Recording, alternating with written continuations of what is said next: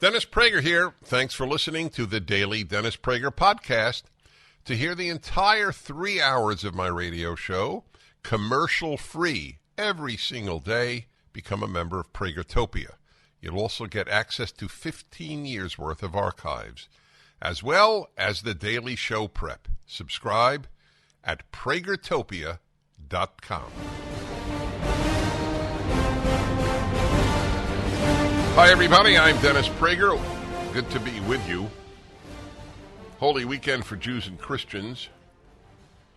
The great lack of young Americans' lives is religion.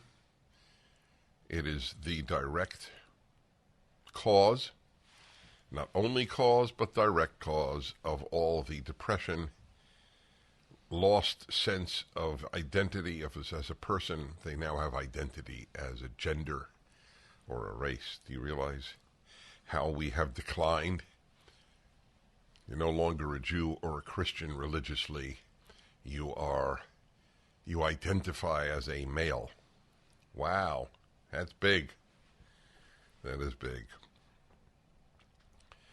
And for those of you who are celebrating Passover or Easter, you know that the importance of having something else in life than the political and the social is life-saving.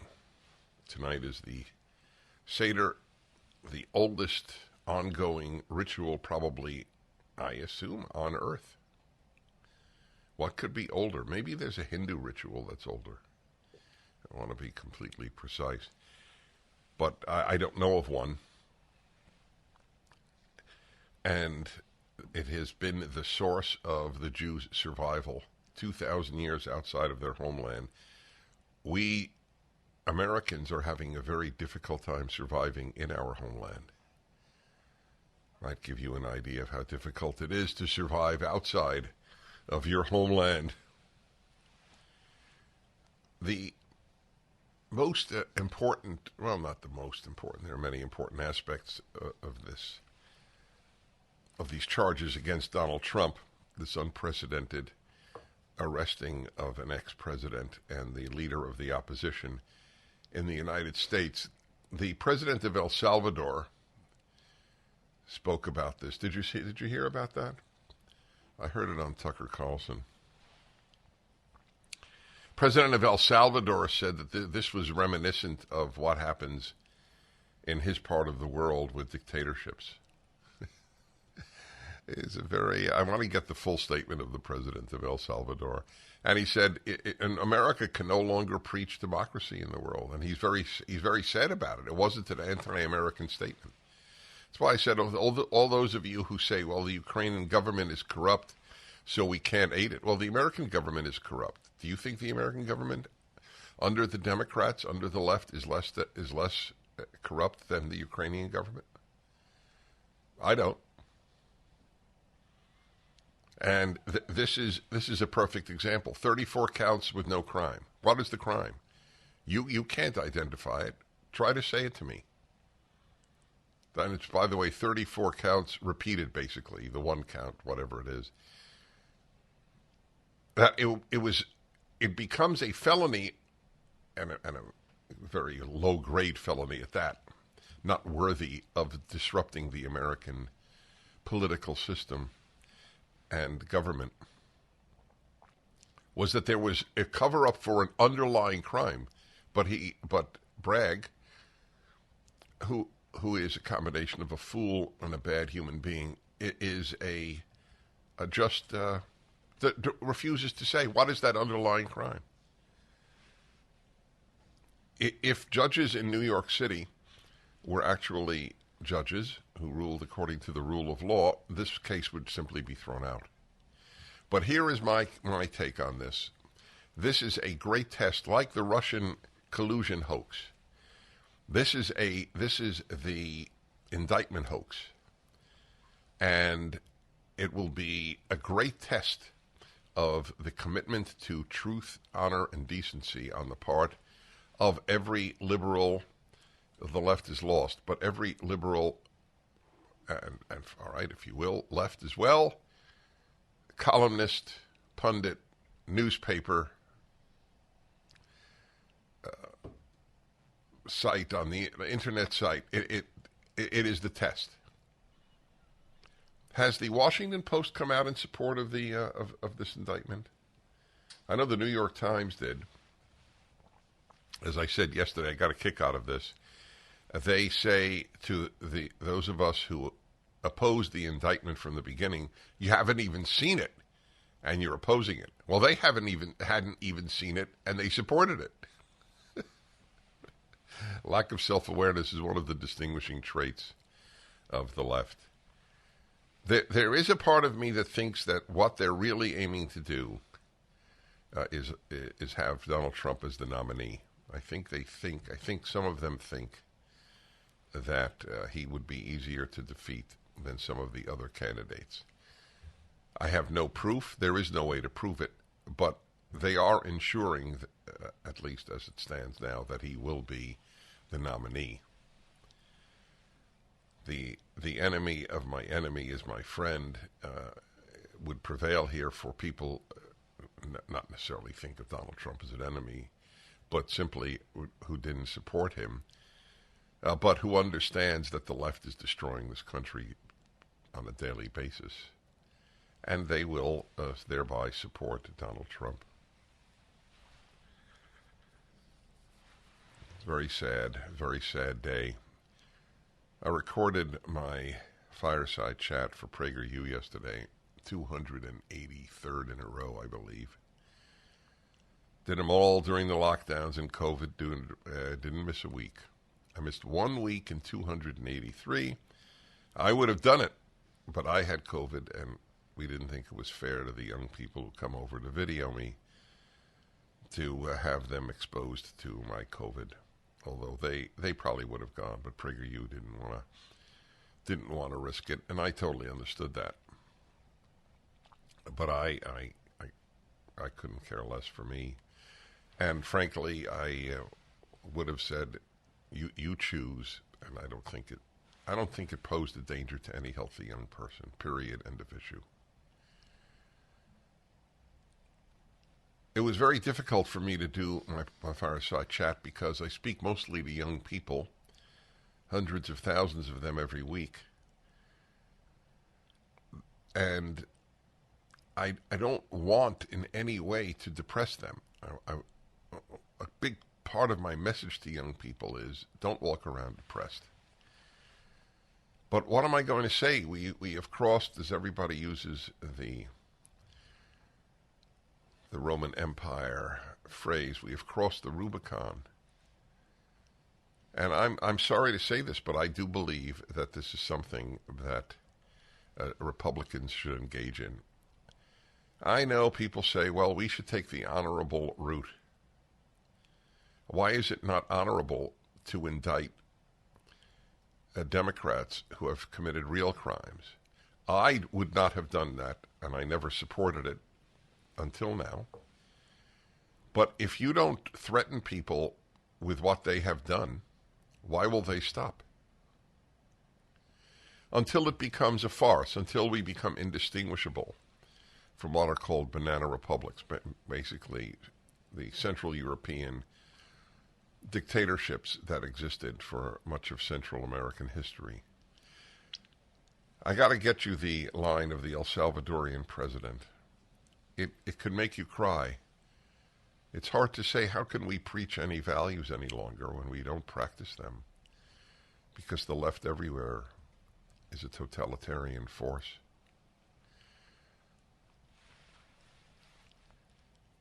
Let's see if the New York Times... Does the New York Times have a headline today? Not headline.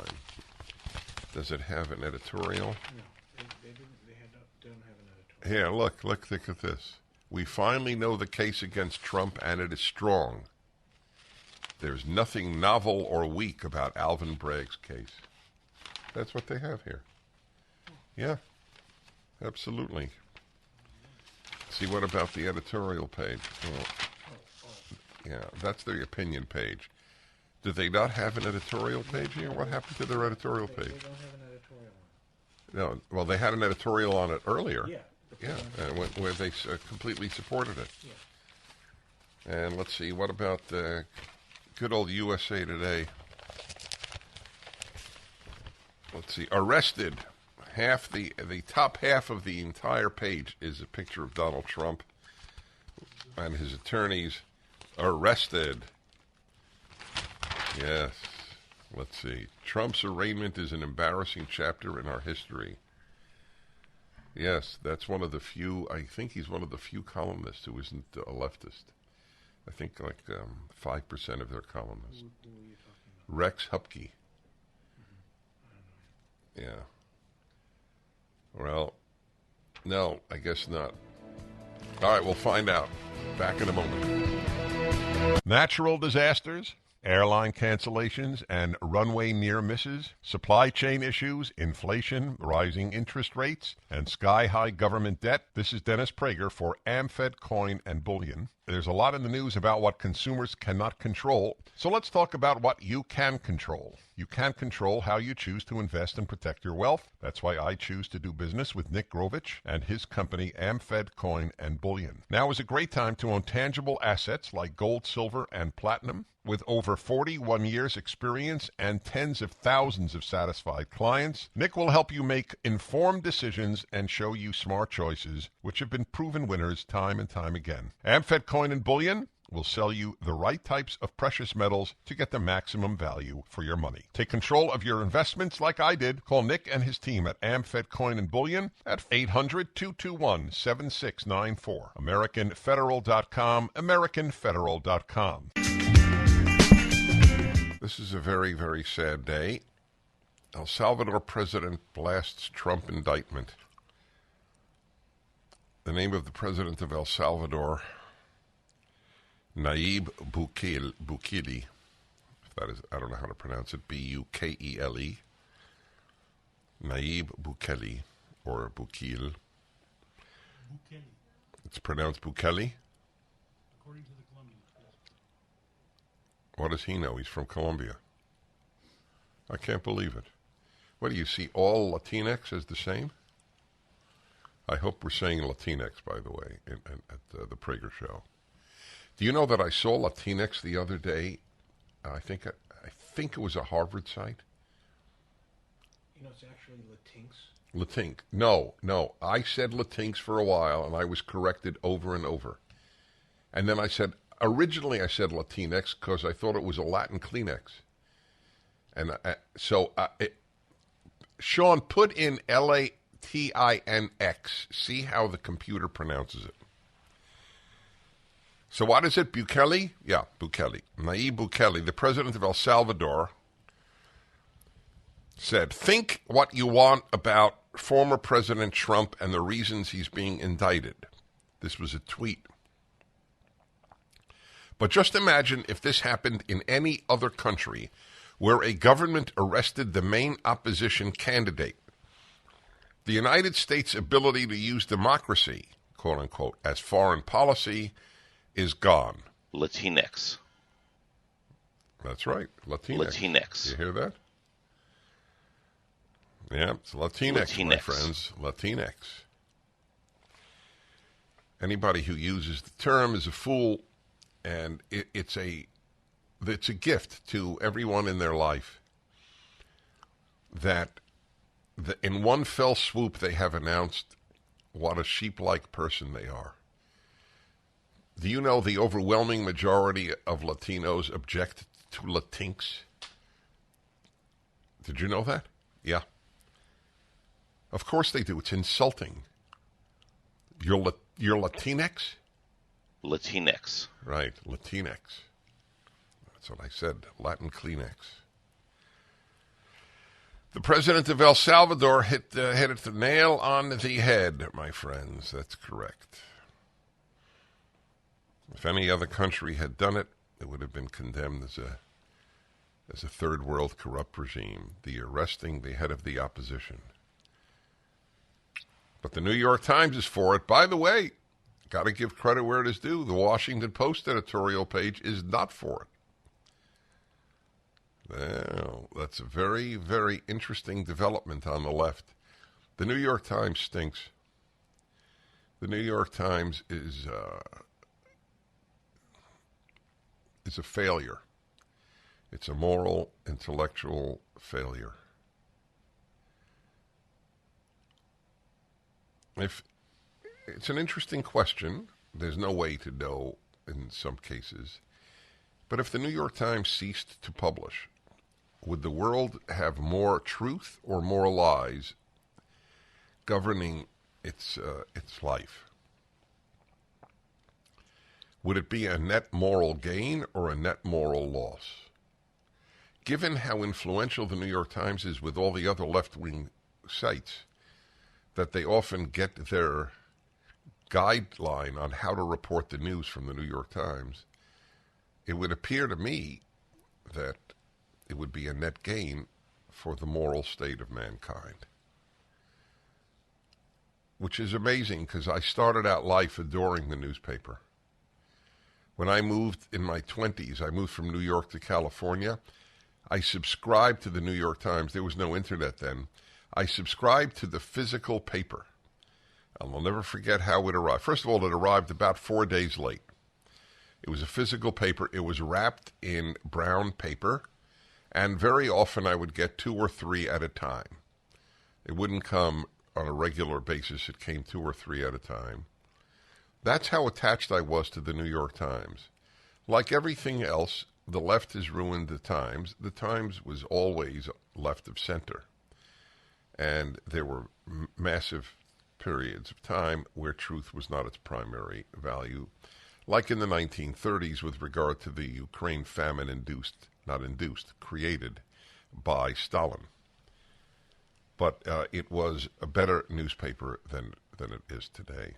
Today, it is what it is, and it is clear what it is. All right, let us see here. Yeah, here we go. Doug in Los Angeles, hello. Yes, sir. Hi, Dennis. Hi. It is nice to talk to you. I love the show. Can I just please say that I discovered you and Larry Elder approximately 22 years ago, and I've been hooked ever since. Nice. I wish that you could have been my high school teachers. I learned a lot from you. I love PragerU, and I agree most of the time with everything you have to say. And I know that you're using it in a funny way, but Latinx or Latinx is garbage. As a Latino, I can tell you that none of us that are not woke want that word. Good. I know that. I just announced that. The question is, will enough Latinos take that realization to the polls in the next election? I hope so. Well, yeah. Well, okay. We hope. I hope so too. To be so used by a group, that's all they are. Latinos are being used. Their very name is insulted, and many will still vote Democrat.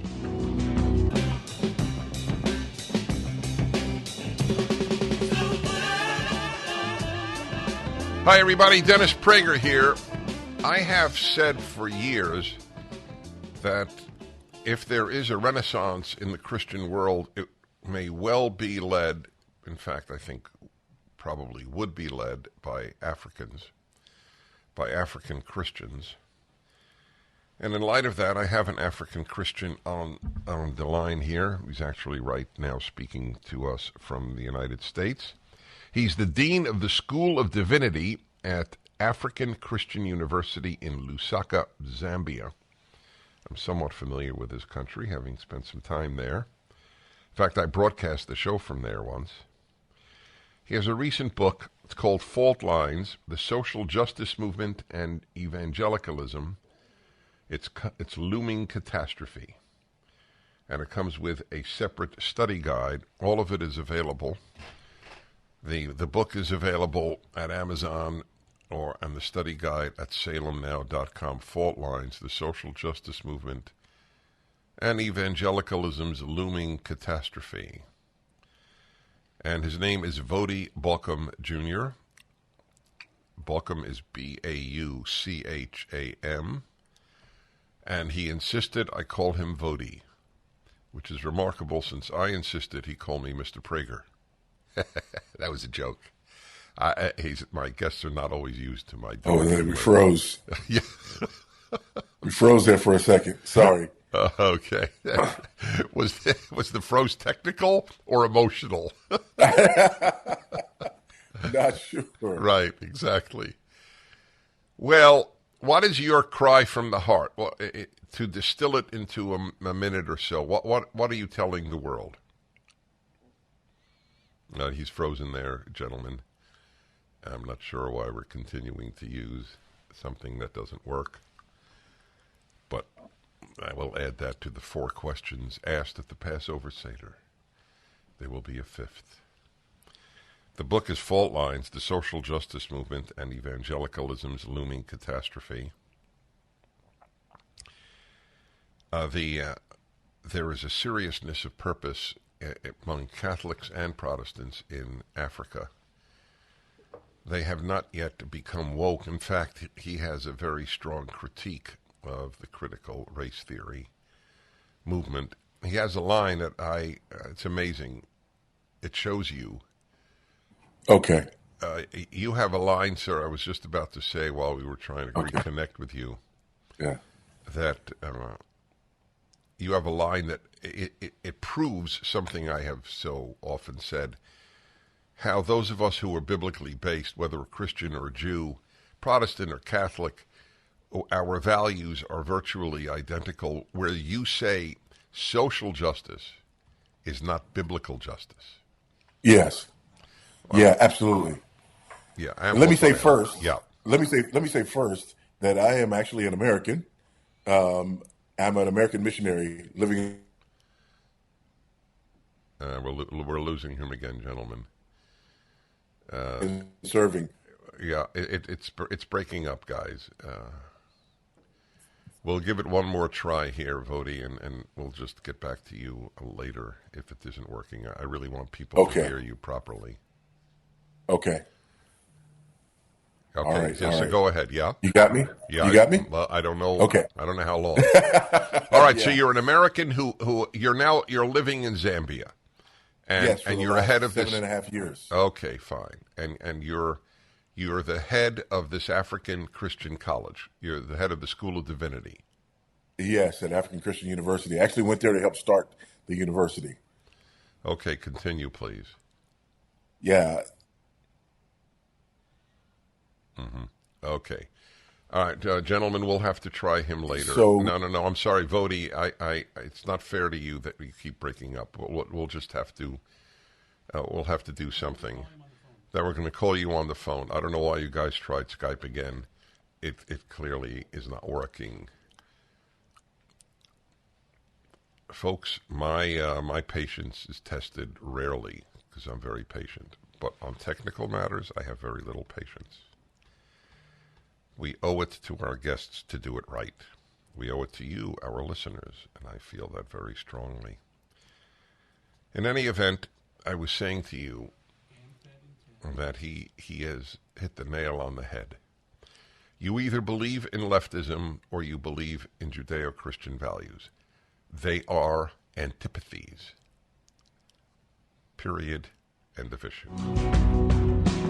COVIDTaxRelief.org got a small retail business almost $80,000. COVIDTaxRelief.org got a manufacturing business nearly $250,000. And COVIDTaxRelief.org just got a large distribution business almost $900,000. If you run a business, church, or nonprofit and paid your employees through all or part of the pandemic, you could qualify for up to $26,000 per employee through the government's CARES Act. But beware of clickbait or pay-up-front companies that make you do the work and take a huge percentage of your refund. COVIDTaxRelief.org receives a low, reasonable commission only after you receive your refund. And with 300 CPAs and tax experts, no one is better at getting you the maximum benefit than COVIDTaxRelief.org. Visit COVIDTaxRelief.org now because this plan expires soon. That's COVIDTaxRelief.org, COVIDTaxRelief.org. Refund examples are not a guarantee and not all businesses qualify.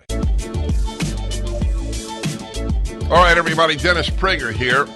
And we have Voddie Baucham back, Dean of the School of Divinity at African Christian University in Lusaka, Zambia. Has a book, Fault Lines, The Social Justice Movement and Evangelicalism's Looming Catastrophe. So what I like to do with people like you is bounce off my theories and have you react to them. I tell all guests it is completely acceptable to completely differ with me, partially differ with me, or agree with me. My take in a nutshell is that leftist ideology, which is the antithesis, as I was saying, of biblical values, has everything it touches it destroys, and that includes religion, and it has a deeply infected and affected Protestantism, Catholicism, and Judaism. Would you react to that? I agree completely, and I think that it's intentional, especially when you talk about Marxism, whether it's classical Marxism or neo-Marxism. Both are vehemently not only atheistic, but anti-religious and anti-Christian. So it only makes sense that ideologies and worldviews that are born, out of that soil, would have the impact, the negative impact and the deleterious effect that they have on Jews, Christians, and others for that matter. So why has African Christianity somewhat remained impervious to this destructive influence? It really hasn't. Marxism is prevalent in African Christianity as well, as well as in broader African culture. In broader African culture, it's a byproduct of the influence of the UN, the World Bank, and others. And, I always say with shekels come shackles. So you see a lot of people. That's a good line. Hold on. I want to memorize that. With shekels come shackles. That is exactly correct. Yeah. So you see a lot of influence as a direct result of, that monetary input from the West. So in a nutshell, tell me this. Why I'd like you to explain, if it's explicable, why the vast majority of black Americans vote for what is the opposite of many of their own values and certainly the values of Christianity. Yeah, it's a worldview and perspective issue. And it's interesting, for me to talk to friends and family members and talk to them about issues on which we agree, and talk to people who are relatively conservative socially, but who are absolutely committed to and have absolutely bought into the idea that the government's role is that of helping and aiding and rescuing, and that there's a party out there that will help and will aid and will rescue. There's also, this wholesale buying into the idea that republicanism is white and it's racist and it's greedy and, so on and so forth. So, I don't get it. And even, having conversations with people, it's difficult to break through. Yeah, that's correct. It's difficult to break through. It's such a fascinating thing. Republicanism is white, so therefore it's wrong. A, why is that not 100%, not 90, but 100% racist? B, why isn't that stupid? What if somebody said, the NBA is overwhelmingly black, I'm not going to watch games? Why would that be any different? It's not different, but it's perceived differently. It's treated differently because we've been fed this idea for years that black people and minorities in general can't be racist, and that's rooted in neo-Marxism. It's rooted in cultural Marxism that views the world through this oppressor-oppressed paradigm. Racism it comes from the oppressor class, and white people are the oppressor class. That's right. You got it. Well, you really know it. It's a joy to talk to you. What would you like people to get? Your study guide and book? What are you promoting? Because I want people to get it. Yeah, so, the book's been out for a while now, and it's done very well. So it was an international bestseller, and a lot of people are just trying to figure out how to have conversations about it. And we put together the video series, the video curriculum, so that people could do that, so that you could get the videos, you can get the PDFs of, the workbook, work through this as groups, and have the conversations that the left has been talking about but afraid to have. And where do people get the study guide? SalemNow.com. Yeah, they go there and you get the video curriculum and download the free PDF of the curriculum guide. Excellent. Please do that, folks, and please get his book. It's up at Amazon, and I assume at SalemNow.com as well. One final question: are you getting invitations at all to African churches, to American black churches? Not many, not many, unfortunately. But on occasion, I do. Listen, there are thousands of prophets who haven't bowed the knee to Baal. We just don't happen to know their names, but they're out there. Well, you, in my view, you're one of them. Well, it's a joy. I hope we meet in person one day. Voddie Baucham, thank you so much. Again, folks, SalemNow.com, the study guide to his book. And the book itself is a very important one. And that is Fault Lines, the Social Justice Movement and Evangelicalism's Looming Catastrophe. Thank you, sir, and God bless you. Appreciate it. It is one of the great lessons of our time is the power of the irrational in secular life, and for that matter, religious life. Back in a moment. Dr. Fussband. Are you listening, Doctor? Yes. Go on. Hello, everybody. Male-female hour every Wednesday, the second hour of the Dennis Prager Show. The most honest talk I know of about men and women in the American media. If there is more honest talk somewhere, I salute it. Simple as that, because that's what we need, but people are not honest about male-female issues because people are intimidated by a whole host of groups from saying the truth and what is on their minds. That's a big problem. And the opposition comes from the left, comes from the right, comes from religious, comes from secular. People don't want to talk real about men and women in many, many instances because it is so painful. Today's subject, I don't believe I've ever actually addressed on the male-female hour. I'm not sure I've addressed it on any hour. Midlife crisis. So you could start calling in very shortly. Have you or your spouse experienced or are experiencing now a midlife crisis? And what happened? 1-800-776-877-243-7776. My theory is that it is overwhelmingly a male issue, and that may be wrong, but I think anybody who uses the term midlife crisis, it has a man in mind. I don't mean a specific man, has men in mind. My theory on men's midlife crisis, which comes at around the age of 50, I guess, but it's a very elastic age, is man wakes up one day and says, this is it. This is what I have achieved. I'm not, the odds are it's not going to get much more successful than it is now, my career.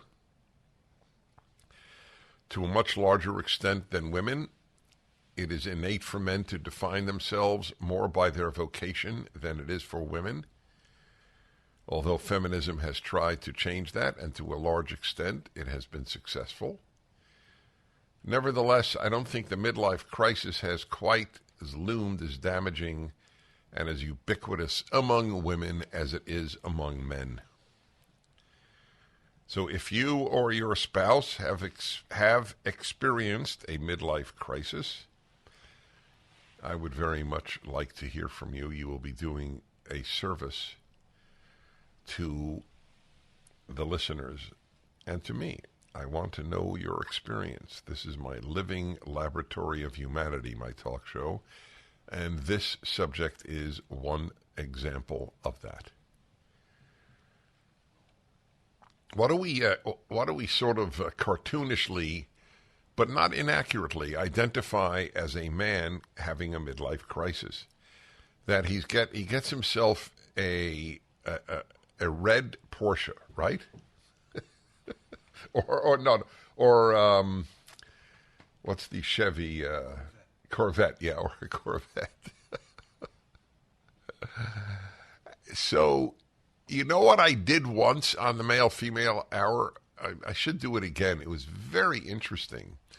Is it tougher for men to get old or women to get old? A case could be made in either direction.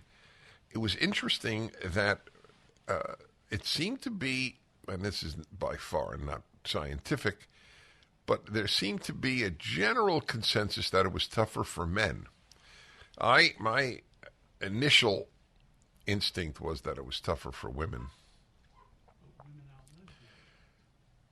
Yeah, women outlive men. That doesn't prove in either direction. I don't know why that's. No, if it was tougher for women to get older, then they would die earlier. That's what I'm hearing in my earphones. But I don't think one has to do anything with the other. I think that women outlive men in large measure because they are healthier. They're configured to live longer. I don't know if it's a psychological issue. Whether it is or not, nevertheless, I did think that, and the callers seemed to be in the other camp, that it was harder for men. I heard once a very, by the way, the phone number is 877-243-7776, 1-8-Prager-776. Did you or your spouse, or are you or your spouse experiencing a midlife crisis? I once heard a very apt take on this matter. When a man has an affair with a much younger woman, it is not her youth he is after, it is his youth. There was a very, very good line. When the guy gets a Corvette or Porsche, which, by the way, doesn't mean that he's having a midlife crisis, but it is suggestive. And the reason that we mention that is we think of the driver of a Corvette as a young man. And so he identifies that with his youth, and he wants to reassert that he's young and free and can attract women, because men attract women not by their attractiveness as much as by the attractiveness of their car, meaning the attractiveness of their bank account and their car, but the car as revealing the bank account. Generally speaking, male money is to women what female looks are to men. That's in case you thought that men were too looks-oriented, which to a certain extent is true. The women, you could say, are too money-oriented, which is to a certain extent true. But the point is that they are not seeking the same thing. Women older than 20 and certainly than 25 or 30, aren't primarily looking for really good-looking men. A, because there aren't that many, especially in the heterosexual arena. And B, because that's not what turns women on. Brains, humor, confidence, those are the turn-ons, much more than the guy is gorgeous. Otherwise, women would all be staring at male models in the newspaper or on the internet, and they tend not to be.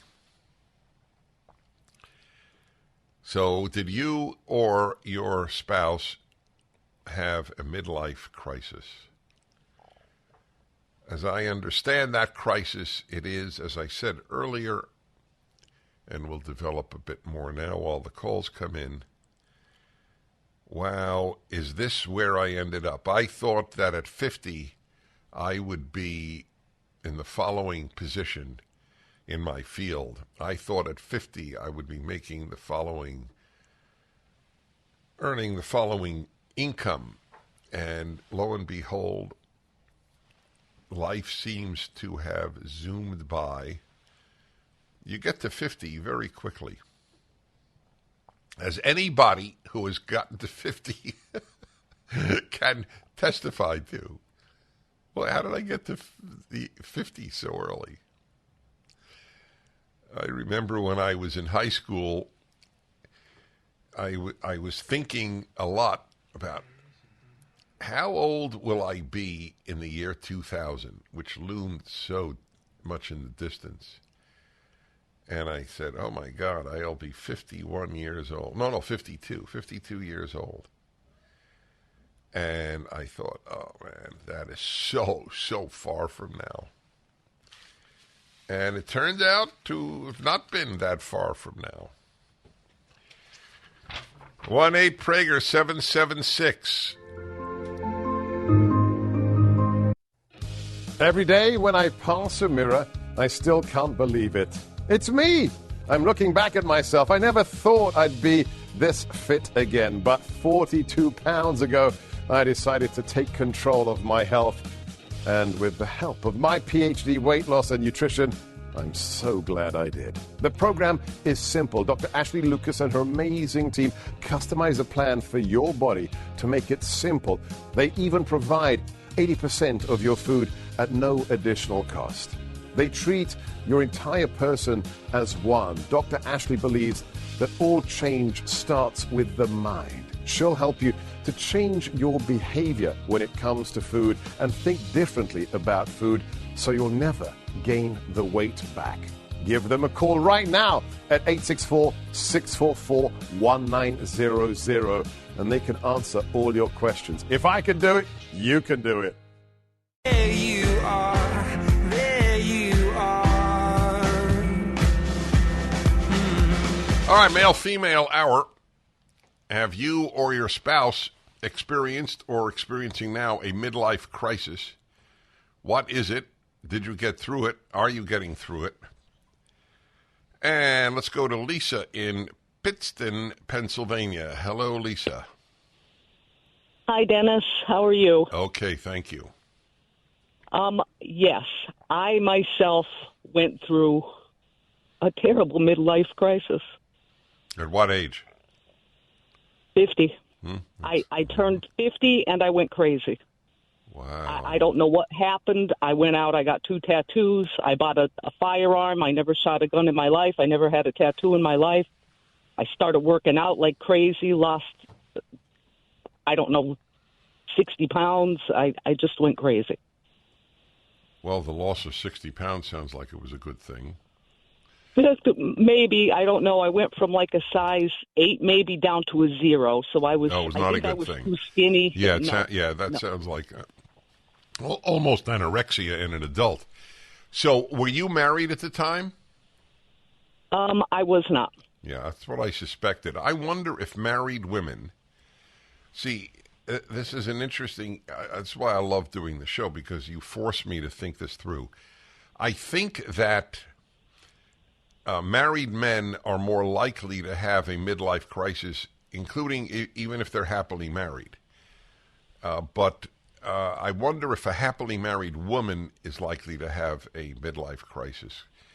So you woke up at 50 and you said, in effect, to yourself, what's going on with my life? I think so. I've had friends that suggest that maybe it was like menopause, like things like a hormone problem. So maybe that had something to do with it. I don't know. How old are you now? Now I'm going to be 57 in a few weeks, and in about a month, and I think I just kind of talked myself down off the ledge after a while. I did my crazy things. Where, if I may ask, where are the tattoos? How visible are they?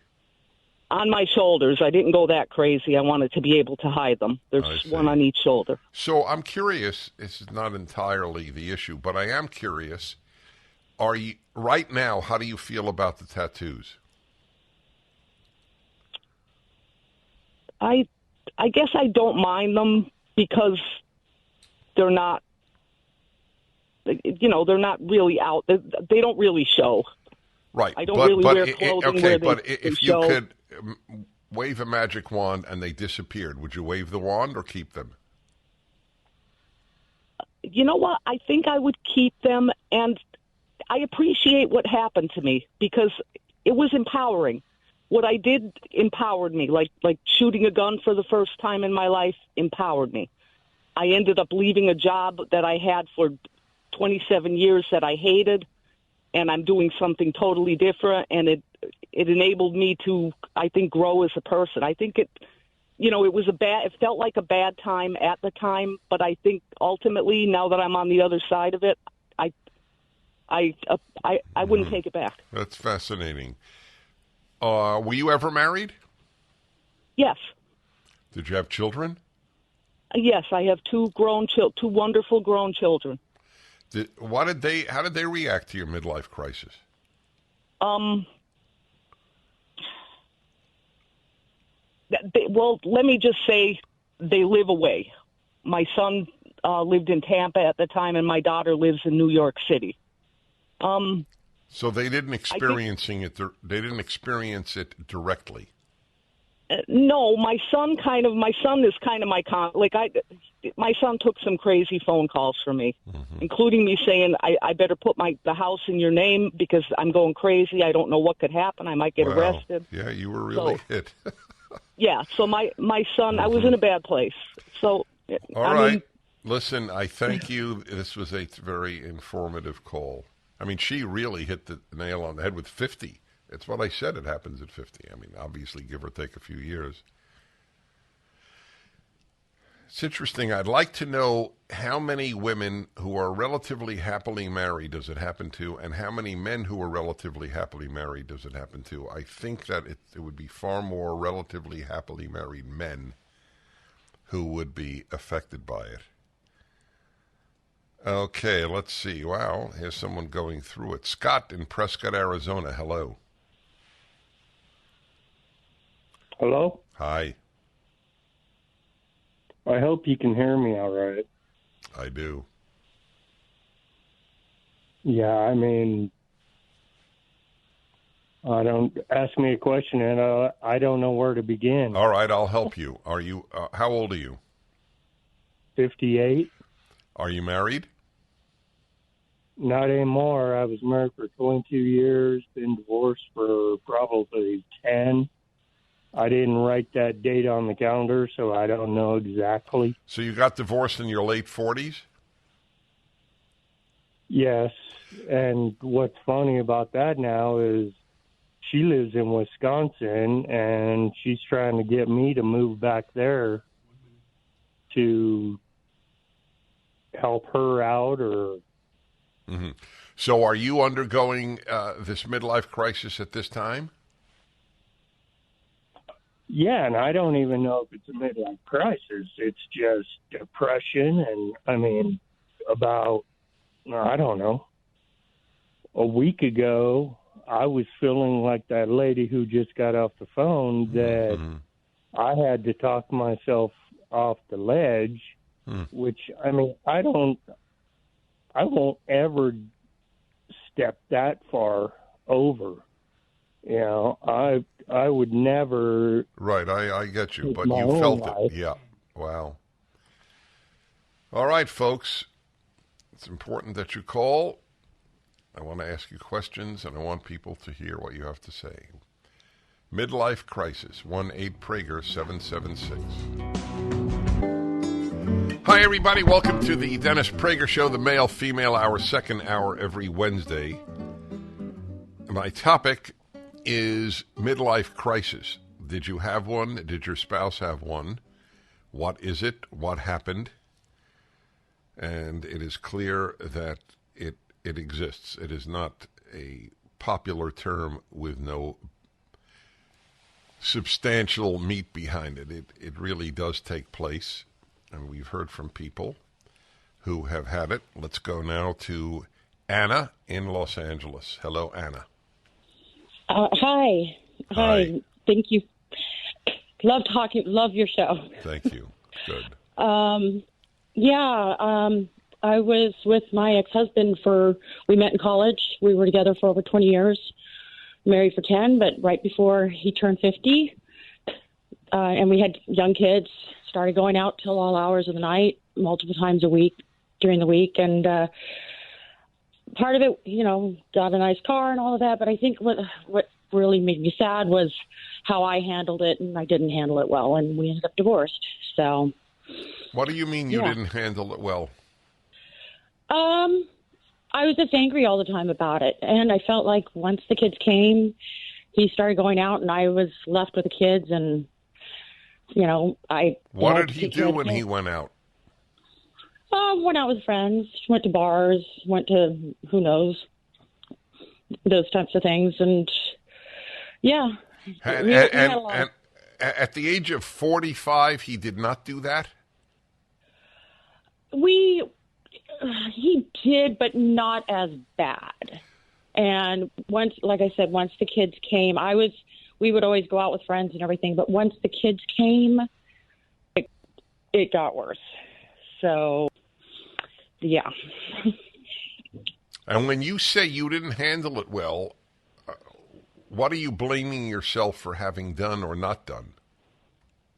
Not handling it better, not trying to be understanding, more maybe empathetic, or trying to work with him a little bit more. Instead, I just was angry all the time about it and just became the angry wife. How many days a week would he go out at night? 3 to 4.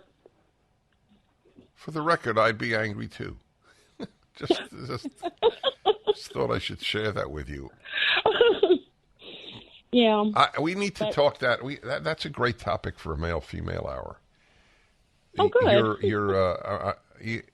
I'm mentioning it to you, and I'm mentioning it to my producer about a spouse going out at night.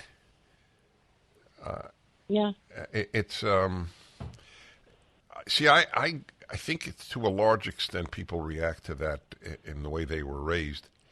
My parents, I don't think there was a night in my 20 years of living in their house that either spouse went out alone at night. So it's very, very strange to me. And unless I have a speech, I have, in which case nearly every single time my wife comes with me anyway. So I don't relate to that, but I'm not going to judge it.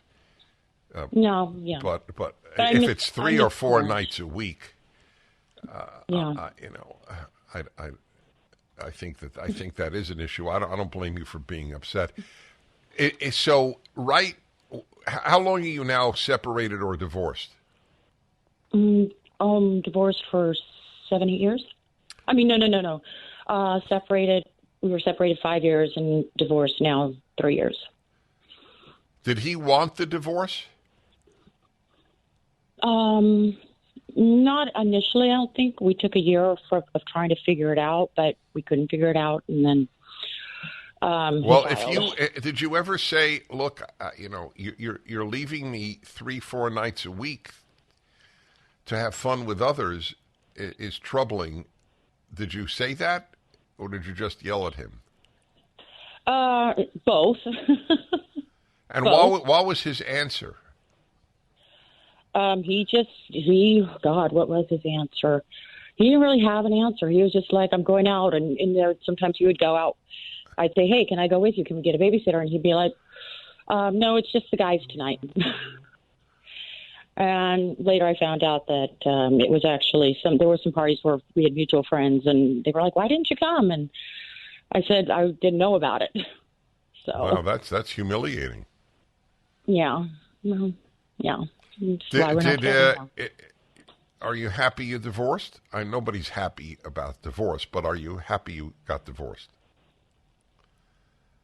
Yes and no. I miss being married. I miss having a husband and all of that. But well, you sound like a healthy woman.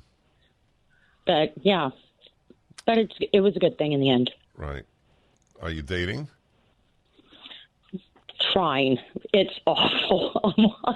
It's terrible. Yeah, that's another story. Anyway, as I said, you sound pretty healthy to me. I wish you only good luck.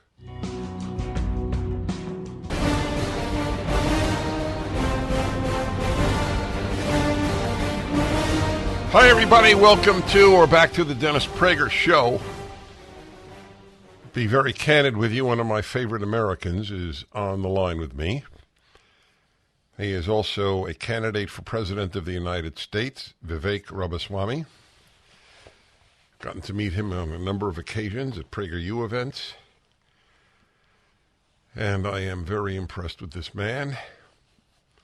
And it is good to talk to him about anything. We'll talk about what is going on right now. Vivek, welcome back to the Dennis Prager Show. Dennis, it's good to be back. How are you? Well, my answer for about 3 years has been better than my country. Yeah,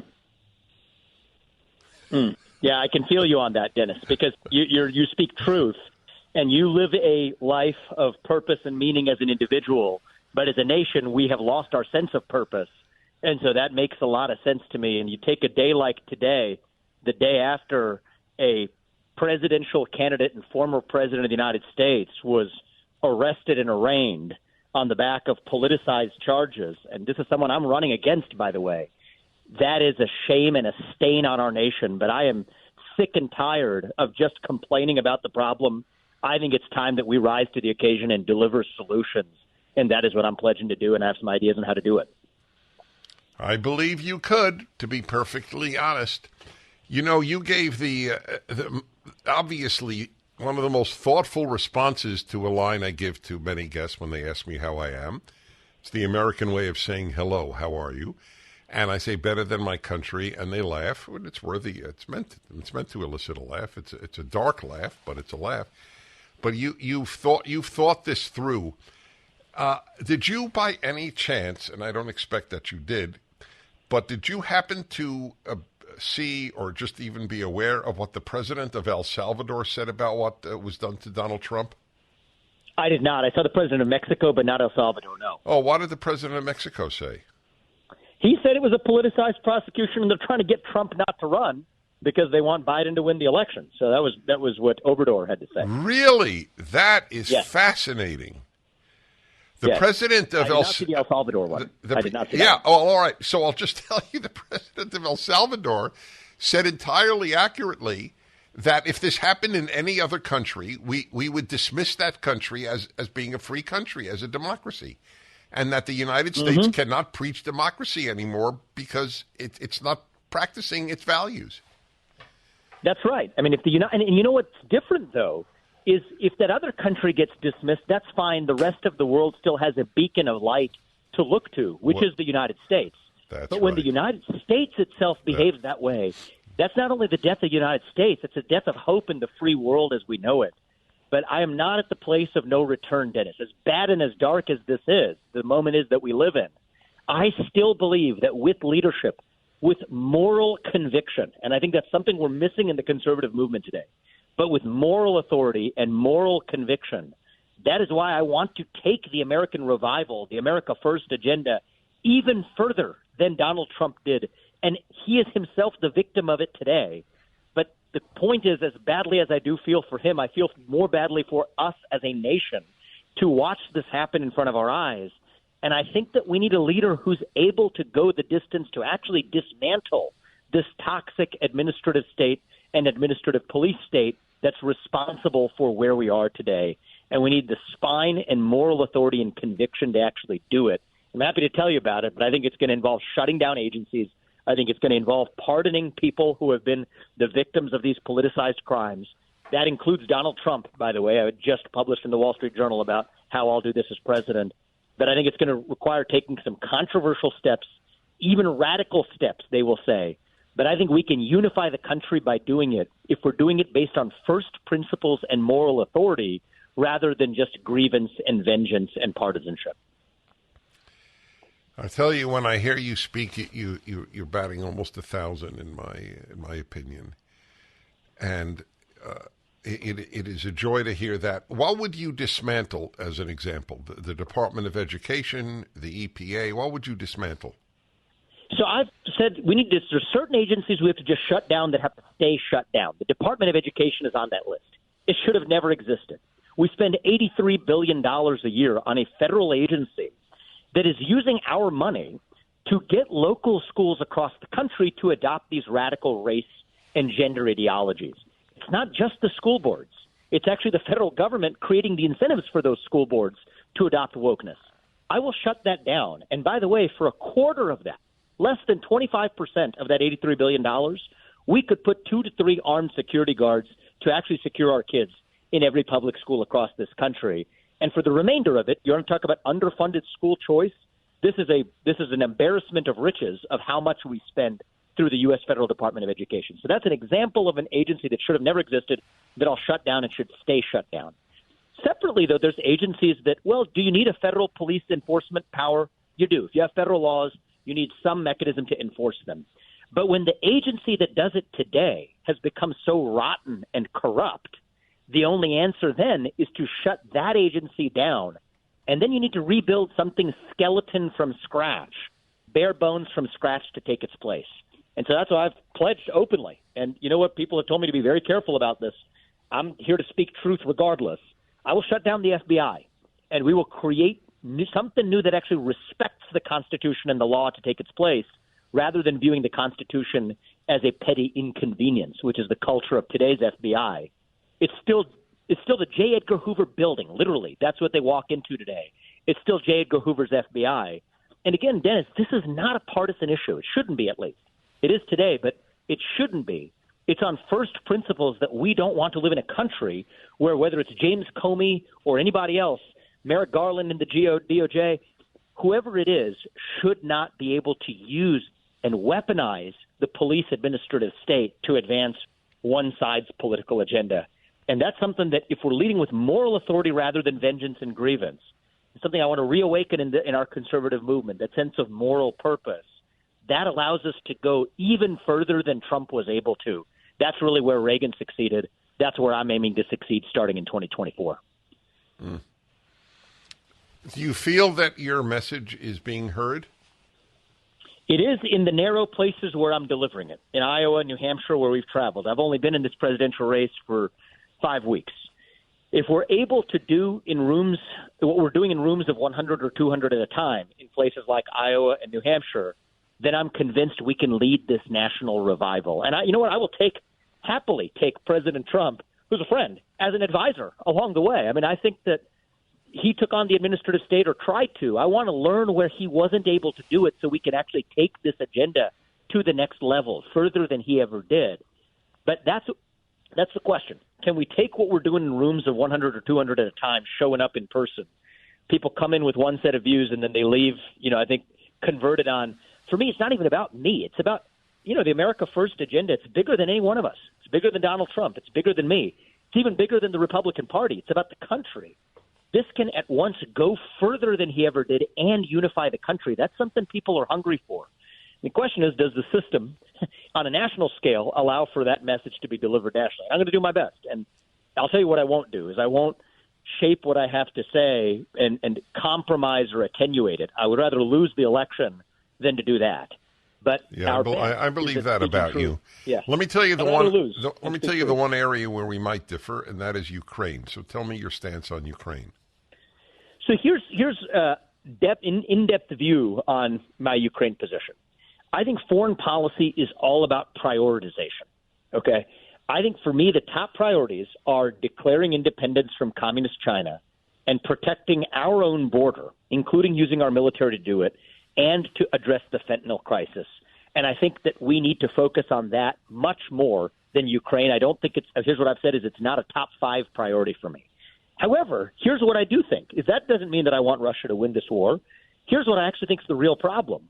And this gets into some details, but Dennis, I know you like that, so I'm going to do it, which is Poland wants to send Ukraine fighter jets to allow Ukraine to defend itself. Why? Because that's in Poland's interest, and Poland is a U.S. ally. You know why they can't? Germany is stopping them. Germany is getting in the way, and Germany is a big part of the problem. So this is a European issue that Europe should deal with, but the U.S. can deal with through this with diplomacy. And so I think if we use our diplomatic leverage, we have 40,000 some odd troops in Germany. There's arguably no good reason for that, but we can use that to say, hey, we're not going to station troops here if you're going to get in the way of one of our other allies, Poland, doing what it needs to do to put Poland first. Meanwhile, we're here putting America first. That's the way I would handle it, is as a matter of prioritization. I don't want to bleed our resources.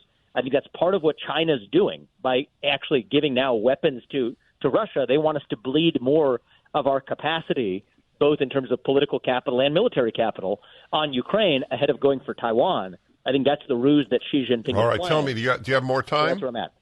Yeah, I do. Okay, great. Vivek Ramaswamy, candidate for president, is my guest. This way. Hi, everybody. I'm Dennis Prager speaking with Vivek Ramaswamy, candidate for president on the Republican side, one of the most thoughtful men in public life in the United States. And we're talking about everything, actually. And he has, of course, come out strongly against this truly America-changing moment. Would you say it is an America-changing moment, the indictment of a past president and current candidate? Absolutely. It changes our country. It changes our country for the worse. I'm running with the task of unifying this country. That task becomes monumentally difficult for whoever leads this country next. And I'll tell you this, Joe Biden, if he wants to unite America, he can actually do it now. He can pardon Trump right now. And I know there's conventional wisdom that says it's a state crime. I argued in detail in the Wall Street Journal, actually the state case is tied to an alleged federal crime. So absolutely a U.S. president can do it. If Joe Biden pardons Donald Trump now, that is the single most uniting thing he will do for this country over the entire course of not just his presidency, but his career. He has an opportunity to do it, yet he won't. And so that's why I look, as the next U.S. president, I want to reverse some of this damage. I don't wear any filters through rose-colored goggles thinking that's going to be easy.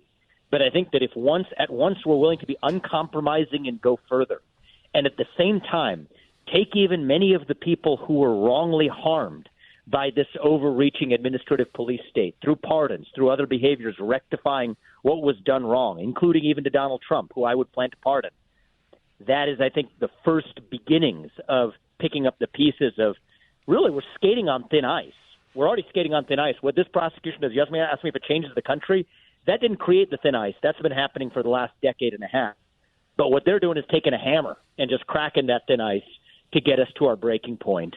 And I am very worried, Dennis, that we're in dangerous territory approaching it. But I am hopeful that with leadership, we don't have to actually get there. So whenever I hear a caller, for example, or a public figure like you say that he wants to unite the country, and oddly enough, everybody's for that. Both sides are for that, at least according to what they say. The reason I'm skeptical, though I think it can happen to a certain extent, and that extent would be important, is, as I say every day, and I have to be consistent, or I would be a dishonest person. The gulf between right and left, I often say, is unbridgeable, and I'll give it one example. If you believe men give birth, I don't understand how I can reach out to you. Mm-hmm. So I understand you, Dennis. I understand the point you're making, and it's a good one, and it makes me want to really clarify what I mean when I say unite the country, okay? I actually think that the way we should think of the dividing line in this country is between whether you're pro-American or whether you're fundamentally anti-American. Okay, and when you divide it up that way, it's not a 50-50 distinction at that point. It is an 80-20 distinction in our favor, maybe 85-15, 90-10 distinction. You wouldn't know that by watching the media or watching Hollywood because they take that 10% and magnify them. But in the reality of the people of this country, that's actually what it looks like. 80 to 90% of the country is still on a side that shares some, if not most, of those deeply held American values. And my path to national unity is different than a lot of these others who will show up and say, hey, here's how we do it. We show up in the middle, and then we compromise and hold hands and sing Kumbaya. That's not how we get to national unity. The way we get to national unity is by being uncompromising, by embracing the radicalism of the American ideals themselves, from free speech and self-governance and meritocracy and truth and the pursuit of truth. That is what it means to be American. And so let's embrace those shared American ideals, the extremism of those ideals. And it turns out what we'll find is that the overwhelming majority, not all of them, as you're right, but the overwhelming majority of people in this country will agree on that. That's the formula to national unity. And a lot of where these so-called centrists, whatever that means, get it wrong, is that you can't get to unity through compromise. We as human beings want to live by principles that we embrace unapologetically. And I think that the revival of those things that we can believe in give us that sense of purpose again, reviving faith, reviving hard work, reviving family, but also reviving conviction in country. That's not going to unite 100% of the country, but it'll get us darn close enough that we could still go on with this American experiment for another generation and 2 and 3 and 4 to come. That's the way I look at it. Well, I believe if somebody could do it, you're one of that handful that can do it.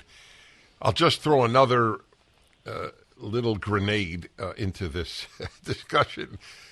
The people of Chicago just elected for mayor in a city with unprecedented increases in homicide. I mean, sheer murders, not to mention rape, burglary, and the like. They have elected the anti-police candidate, the teachers' union's pick. What would you say to the people of Chicago? You have erred. You have lost your way in the desert, okay? And it's when you're lost in the desert that you go back to the Pharaoh and want to bend your knee, right? It's the fact that you're lost that you actually are trying to re-enslave yourself to the crime that has ridden these places under the illusion of believing that you're finding some sense of meaning in the process. It is sad. It is a puzzling thing to watch, but the reason is, Dennis, we're lost in the desert. That's where we are as a people. That's where the people are in the city of Chicago, and that's what leads to otherwise bewildering outcomes like that. Where were your parents from? They came from India. Both of them were born there, and my dad came here in the late 1970s, and my mom a few years later. How do you explain all the successful children of Indian immigrants who were on the left? How do I explain the fact that they're on the left? Yes. They're duped. I think they're lost in their own version of the desert. I mean, my kids' generation, they respond to an incentive structure. So the incentive structure in this country right now is you get ahead if you think of yourself as a victim.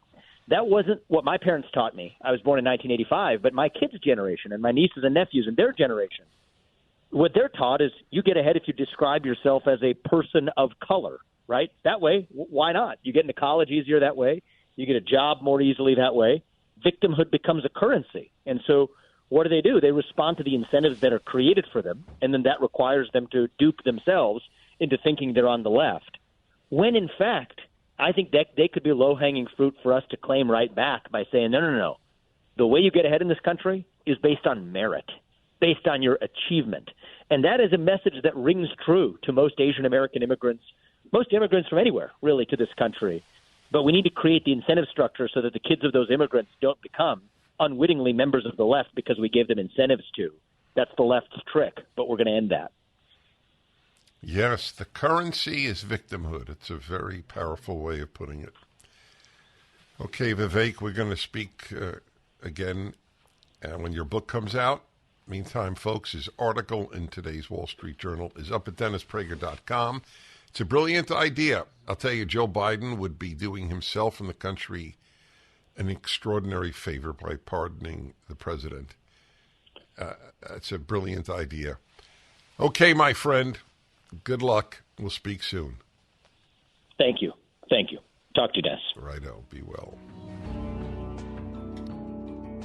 The Dennis Prager Show. Dennis Prager here. Thanks for listening to the Daily Dennis Prager Podcast. To hear the entire 3 hours of my radio show, commercial-free, every single day, become a member of Pragertopia. You'll also get access to 15 years' worth of archives, as well as the daily show prep. Subscribe at pragertopia.com.